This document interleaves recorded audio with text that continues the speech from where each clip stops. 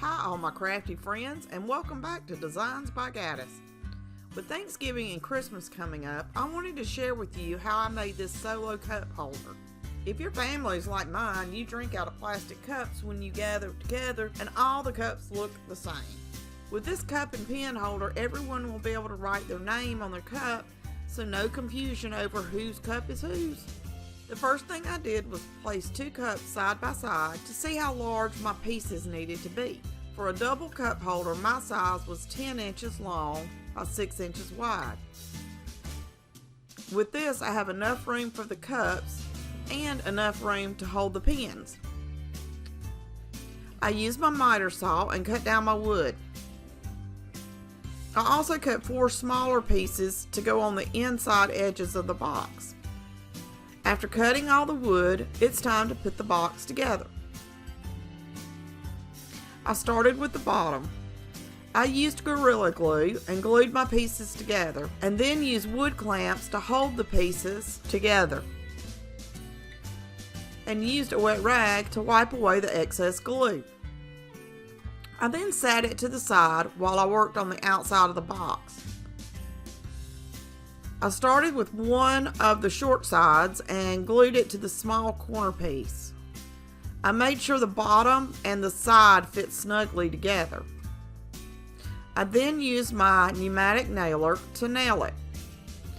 I didn't realize it until now that the nails I had were actually a little bit too long. You'll see me cutting the nails later on in the video. I did the same thing with the other side piece and on the other short side.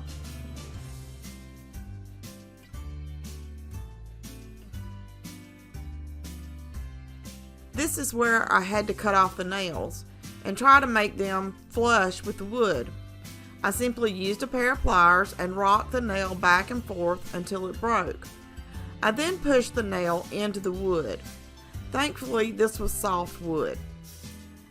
Now it's time to attach the longer pieces and create the box.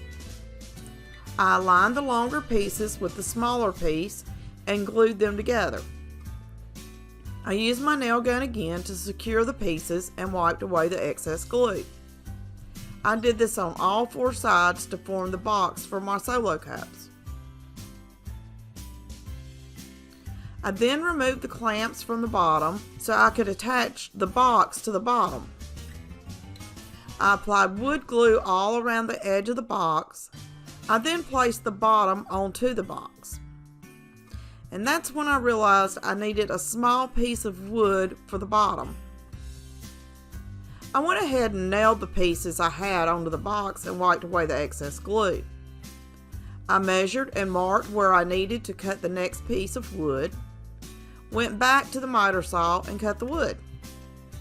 And as you can see, while I was gone, a visitor showed up. This is Cotton Ball. He is about 13 years old, and he's trying to figure out why Mom keeps running around. Oops, I forgot to cut the length. Back to the miter saw I go.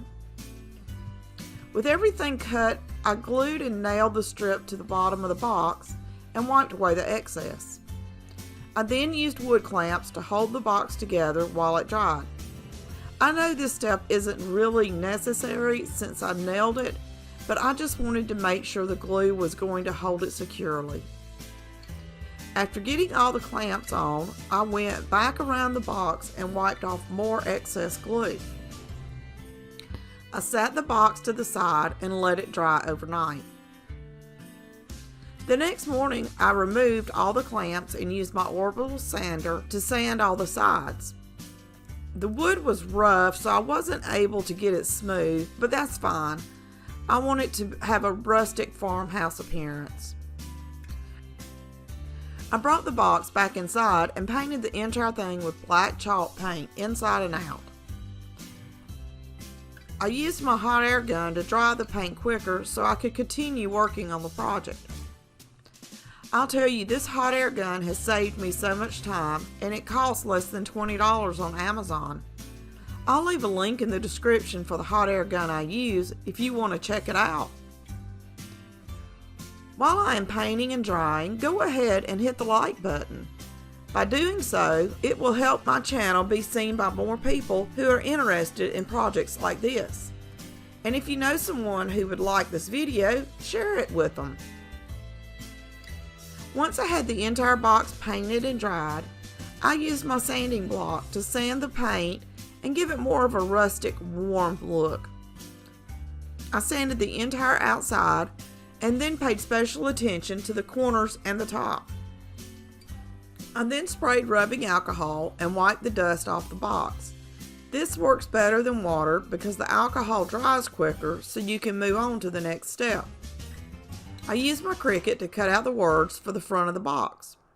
After weeding and applying transfer paper, I applied it to the front of the box, trying to make sure it was centered and straight.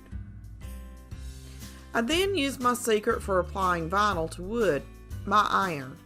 Yes, that's right. Anytime I use vinyl on wood, I will place a thin piece of fabric over the vinyl and iron it. This helps to melt the vinyl into the cracks and crevices of the wood, and it gives the sign more of a hand-painted look.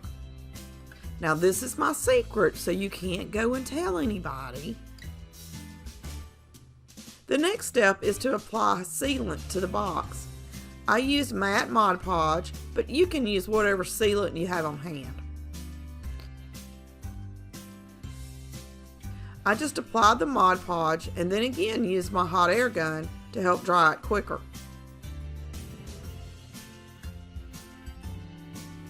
I cut down another piece of wood that would fit inside the box to create a place for the Sharpie markers to be put in. I painted and dried this divider piece.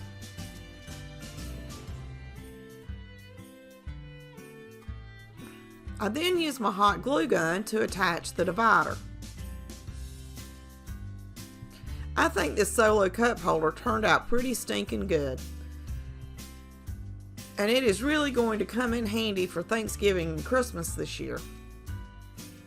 If you haven't already, like this video and subscribe to my channel.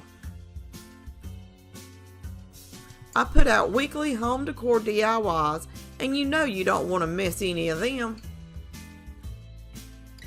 So hit the bell notification to be notified when I upload a new video. Merry Christmas! And as always, thanks for watching.